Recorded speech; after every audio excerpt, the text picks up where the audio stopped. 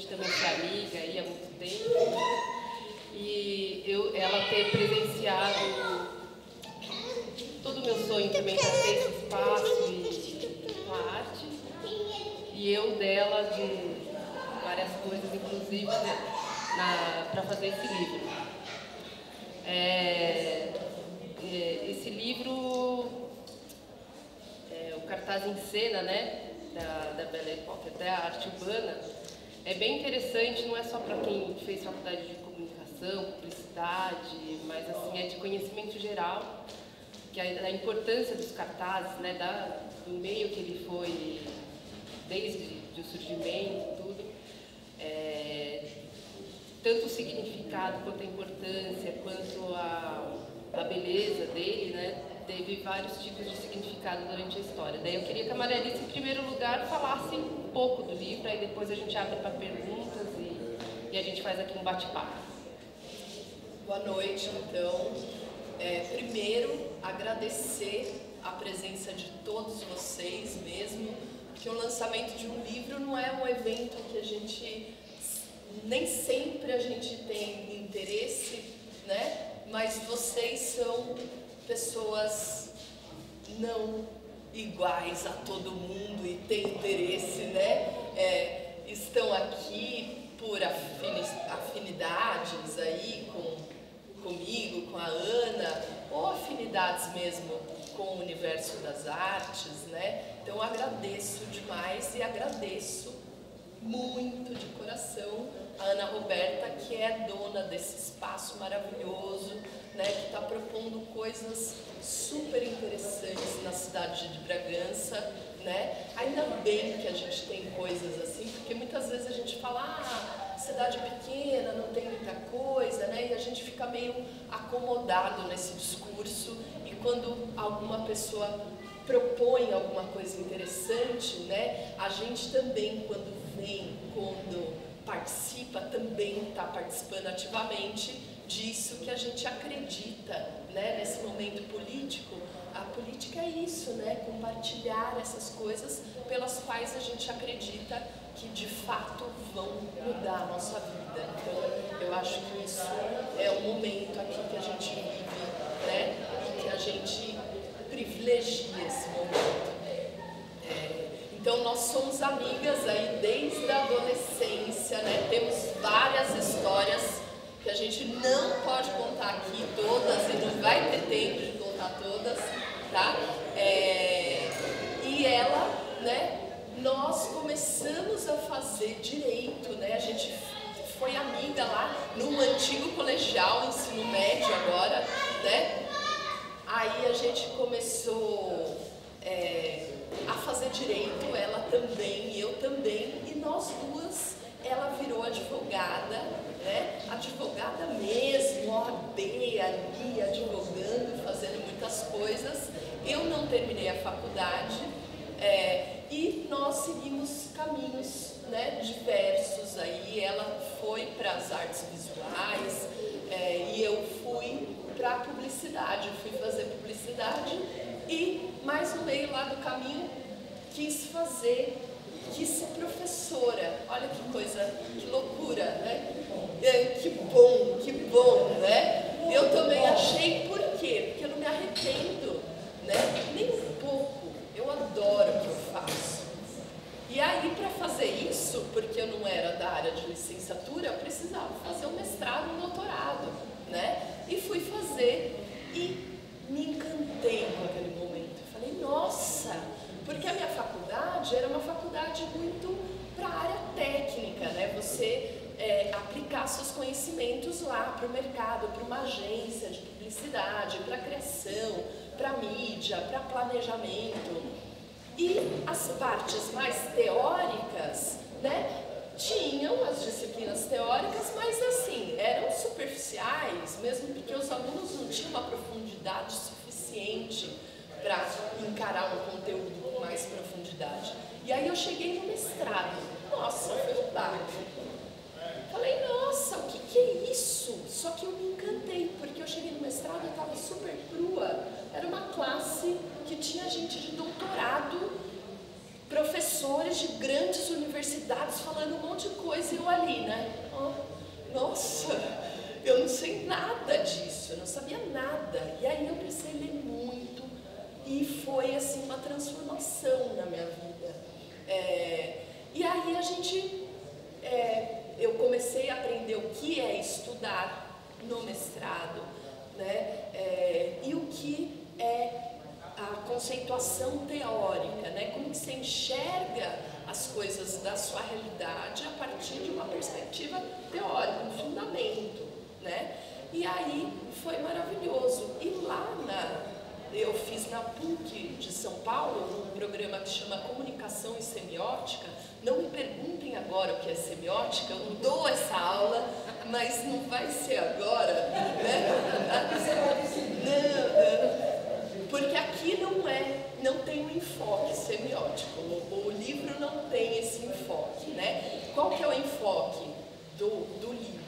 O livro foi resultado dessa tese de doutorado, não foi do mestrado, onde eu investiguei então esse objeto que é o cartaz, né? E o que dá, né? Onde ele aconteceu e quais são as consequências possíveis dessa visualidade, né? Como ele está inserido nessa realidade, e aí a realidade é a contemporaneidade, essa que a gente vive hoje, né? E que aí o cartaz, que é o cartaz de arte urbana, né? Que a gente chama de street art ou arte urbana, que a gente tem aqui em Bragança também, né? São Paulo é mais evidente, né? Essas manifestações, mas ainda a gente tem aqui em Bragança, tem um pessoal legal fazendo, produzindo, né? Isso é interessante. E aí, fazendo um contraponto com esse outro cartaz, o início do cartaz, né? Que é de uma sociedade da modernidade, né? O que é modernidade? Né? O que é a Belle Époque? Essa fase, né? Esses últimos 20 anos, até o começo, o estouro da Primeira Guerra, né? O que tem de relevante nessa fase, né? Porque a gente carrega as consequências históricas, né? A gente está aqui, não é algo que aconteceu e ponto. A gente tem, né? As coisas que aconteceram no passado ainda estão presentes aqui. Então, eu acho que isso é sempre importante a gente trazer para entender melhor a nossa realidade, né? E conseguir perceber alguns aspectos que talvez a gente achasse que são tão novos e, na verdade, não são, né? E aí, quando eu fui estudar o cartaz, eu percebi isso, que tinham temas que eram muito parecidos, né? Lá na Belle Époque e aqui ainda. Opa, então esses temas acontecem sempre sim, porque são coisas da humanidade, né? São coisas que a gente se interessa sempre, desde sempre, e vai continuar se interessando. Então é isso, espero que vocês aproveitem aí a leitura, né, do livro. Tem mais alguma pergunta, Ana Roberta? Alguém quer fazer uma pergunta aí? Aproveita, gente. A gente está com uma professora aqui. Você saiu pelas ruas? Saí pelas ruas quando eu estava fazendo, aí eu comecei a fotografar as fotos, porque os lambi-lambi, que a gente chama, né, esse cartaz da arte urbana a gente chama de lambi-lambi. Aí você vai me falar, mas lambi-lambi não é aquela foto do senhorzinho, do fotógrafo na praça que tem, né, aquele equipamento? É também, mas lambi-lambi é também esse cartaz da arte urbana. Eu saí fotografando essa, porque o cartaz da arte urbana não é um cartaz assinado, né? O artista é anônimo, né? Então, as fotos foram meus registros que eu fiz ali no centro de São Paulo, principalmente, né? Onde eles aparecem com mais frequência. E as pichações? As pichações têm relação com arte urbana, né? São também, também um elemento gráfico da arte urbana, mas tem características diferentes, né? É feita com spray e tal. O lambi-lambi é o visual impresso num cartaz e colado numa superfície. Então, nisso ele é parecido com um cartaz tradicional.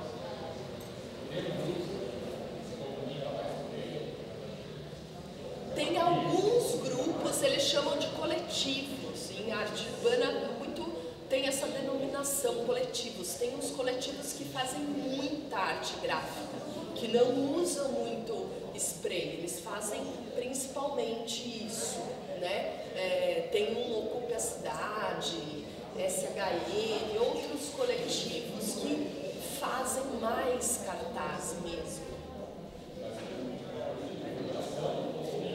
Não, arte.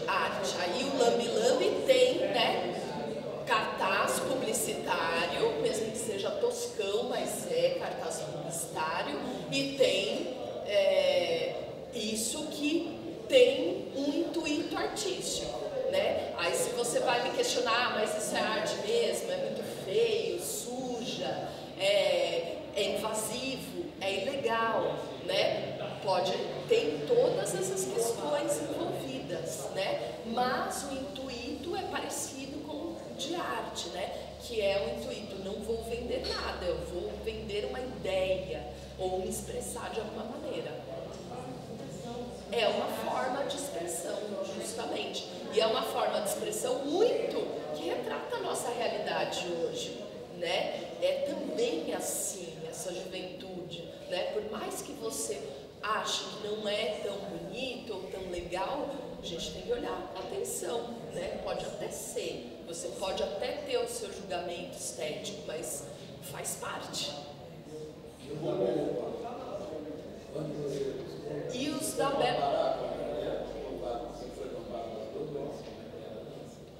Engajado nessa pergunta, eu queria que você falasse, né, que você está falando da Belle Époque, assim, tipo, desde aquela época, quais foram tantas as funções do cartaz? Entendeu? Os cartazes da Belle Époque, esses sim, né, se a gente vê, fala, nossa, são maravilhosos, são maravilhosos. Eles eram cartazes publicitários, né? Eram cartazes publicitários, só que naquele momento a publicidade estava nascendo, né? Final do século XIX. A publicidade sempre existiu, mas a publicidade formal, profissional, estava nascendo naquele momento. E esses artistas, eles tinham ateliês e eles ganharam muita grana, não é que eles eram, era o início, eles foram muito ricos e muito exitosos aí na sua empreitada como empreendedores e como artistas. Eles montavam negócios que se relacionavam ao cartaz, né? E montavam grandes empreendimentos, mas o cartaz era um cartaz publicitário. Naquele momento, eles ainda assinavam, né? Então, tinha uma pegada artística, eles colocavam o nome deles lá. Depois, né? Hoje, se você vir alguma propaganda numa revista, reparar, você vai ver que está lá sutilmente a assinatura da agência de publicidade, né? Então, naquele momento ainda era um fazer artístico.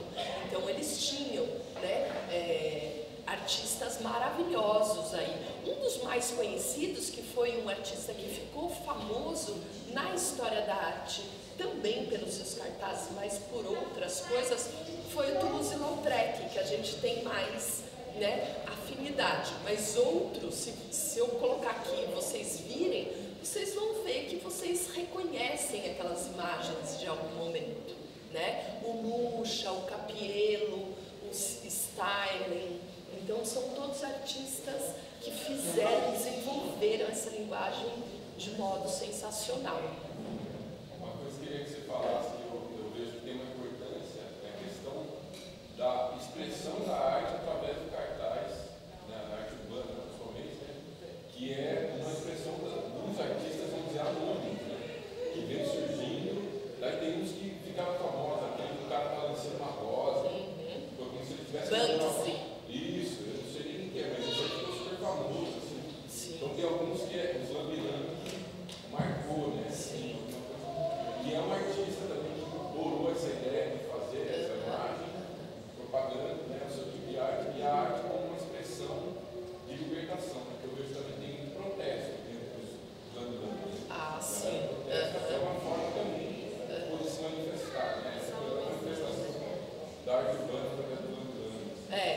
acho que tem muitos artistas que têm esse intuito, né, de manifestação política, de ideias, tem, né, mesmo política, que é uma coisa mais ampla, né, ele contesta alguma coisa, justamente, isso é político, use sua bike, por exemplo, né, é uma posição como eu quero estar no mundo e como eu quero o mundo, né, então eles têm, né, tem um artista que é um dos mais conhecidos, e ele é um cartazista, é o Giant Obey.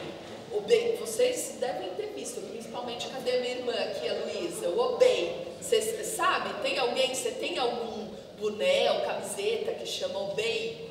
Tem, olha lá, tá? Virou uma marca conhecida, né? Esse cara, ele é americano, ele é um designer, né? E ele transformou ele chama Shepherd Farm, e virou uma marca, só que ele começou, e ele fez até a campanha do Barack Obama, né? Ele fez vários cartazes para ele, então imprimindo aquela linguagem dele, então tem várias coisas aqui no meio, né? E muitas vezes a gente acha assim, porque é uma realidade nossa. Antes tinha os grandes artistas, né, os grandes museus, hoje está tudo muito pulverizado, na música é assim, né, eu acho que em todas as expressões, e às vezes a gente acha que tem pouca produção de qualidade, mas não necessariamente isso é verdade, porque é mais pulverizado, né, e eu acho que nas artes visuais também está dessa forma. Eu queria também que você falasse assim, na contemporaneidade agora, tem uma nova linguagem que são os stickers, né? São os adesivos, e muitas vezes não é propaganda, mas é também, né? Eu queria até lembrar, porque eu lendo essa parte do livro, eu lembrei muito na época dos anos 80, que a gente às vezes, eu tinha uma janela que era só adesivos, aí tipo, Reg Loose, tinha aquele... que né, a gente nem sabia que era um... Bom, gente, uma parte, aqui em Bragança a gente não chamava de adesivos, a gente chamava de colante. Colante. Isso daí, muitas vezes, isso era uma forma, às vezes, da gente se posicionar na sociedade. Eu uso Hang Loose, eu uso não sei o quê. Era uma forma de você dizer, eu sou radical, né? Eu uso tal marca, tal. Os adesivos também, né? Em algumas bibliografias você vê que o adesivo e o poster art são trabalhados de formas similares, né? Mas os adesivos são diferentes. Eles começaram a usar depois dos anos 80, começou a virar febre com um negócio, né? Os caras, a pichação já existia, né? A pichação e a coisa da estética da arte urbana começou lá nos Estados Unidos, no final dos anos 60, início dos 70, e aí os caras começaram a criar uma estética daquilo, né? E já tinha uma galera que fazia a pichação. E aí eles descobriram esses adesivos que você colocava na roupa para uma convenção. Aqui, por exemplo, Hello, my name is... E aí você colocava com canetão o teu nome para ser reconhecido na convenção. E isso se vendia em livrarias, em papelarias. Eles começaram a produzir isso e colocar a tag deles, que era a pichação, o nome deles, né? E começar a colar em tudo quanto é lugar. E aí começou a questão do adesivo. O adesivo também se propagou muito, porque os caras fazem adesivo e começam a mandar por correio para vários lugares do mundo, para as pessoas que se relacionam. E aí o teu nome vai aparecer, sei lá na Ásia, né? Lá as roupas, as marcas de roupa, vendia roupa e tudo já no adesivo. Sim. Você divulgando. Justamente. Aí, né, a arte urbana é aquela coisa, você também está sujeito, ela é uma coisa em movimento, que se transforma também. Às vezes você faz uma coisa e quando está lá na rua, vira uma outra coisa, porque vem um cara em cima e atropela, como eles dizem, e vira uma outra coisa. E aí eu estou pensando assim, não sei se nasceu assim, mas, por exemplo, o adesivo junto com o grafite nasceu o stencil, né? Que é uma coisa definida, tipo uma arte que tem, você faz um monte de colagem igual, né? Não sei se foi bem isso, porque o stencil já era uma técnica das artes visuais, né? Já era uma técnica. Mas é para reproduzir uma coisa igual. Ah, sim. Fazer o desenho, você já tem. O stencil é aquele molde vazado em que você pinta, né? Ali preenche, reproduz rapidamente. Daí pegando esse encaixe desse assunto aí, queria que você falasse um pouco do lambi-lambi, assim, que surgiu. Na verdade é uma coisa que é prática e rápida, né? Não sei se é essa a finalidade do lambi-lambi ou não. Do cartaz. Então, a arte urbana, né, a parte da linguagem visual começou com a pichação, grafite, que demora muito tempo, né? É uma coisa invasiva e ilegal. E o lambi-lambi é rápido, né? Você passa, uma cola vem produzido e tem essa rapidez, né? Essa questão da reprodutibilidade técnica também, né? Que é a coisa que se reproduz rapidamente, propaga rapidamente. Não precisa ser eu faço uma vez, xeroco um monte e um monte de gente cola para mim, né? Não precisa ter, né? Então também retrata um pouco essa sociedade, né? De reprodução. Rivalidade? Ilegalidade? Sim, a maior parte é ilegal, né? É ilegal, você não pode sair colando justamente num poste. Um poste é do município ali, você teria que pedir autorização, né? Oi? Praticamente sem censura, né? Uma das formas de censura é proibir, isso é ilegal. Então, mas eu acho que uma das características da arte de rua também, é a transgressão, né? Sim, tem que ser. Quando ela é possível, né? Mas sendo impossível aí Que é mais interessante. Que é mais interessante. Quanto mais difícil, quanto mais isso que interessa. Que nem a pichação, né? Quanto mais alto, quanto mais uma coisa mais desafiadora, Teve um artista que foi muito interessante chamado Alexandre Orion. Ele é um artista, ele faz grafites, uns grafites muito interessantes. E aí tinha um mega túnel em São Paulo, que eram placas de metal da poluição, ficou tudo preto. E aí o que ele fez? Pegou uma flanelinha, um balde com água e começou a limpar e desenhar. E aí os caras da prefeitura chegaram. É proibido, não sei o que lá, mas por quê? Eu tô limpando o patrimônio. E aí, né, o que eles fizeram?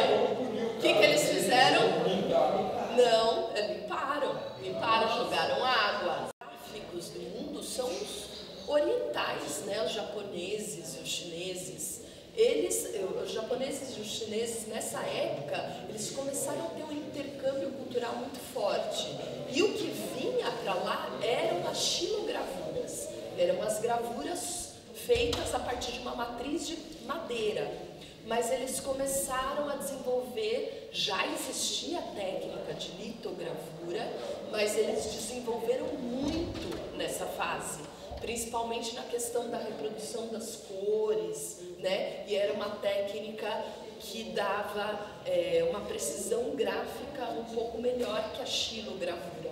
Se bem que se você vir a xilogravura, você fala, nossa, é inacreditável que os caras fazem isso em xilogravura, né? A precisão que é.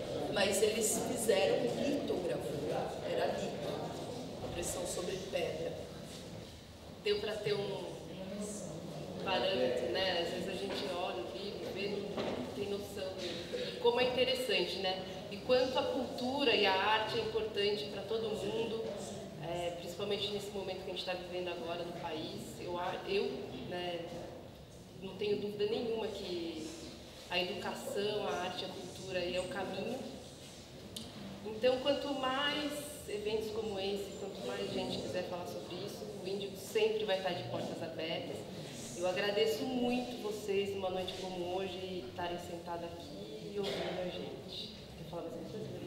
Obrigada, também agradeço muito a presença de vocês, né? Vamos curtir aqui, aí eu tô aqui, se quiser perguntar, conversar. É isso aí, gente. Obrigada. Vamos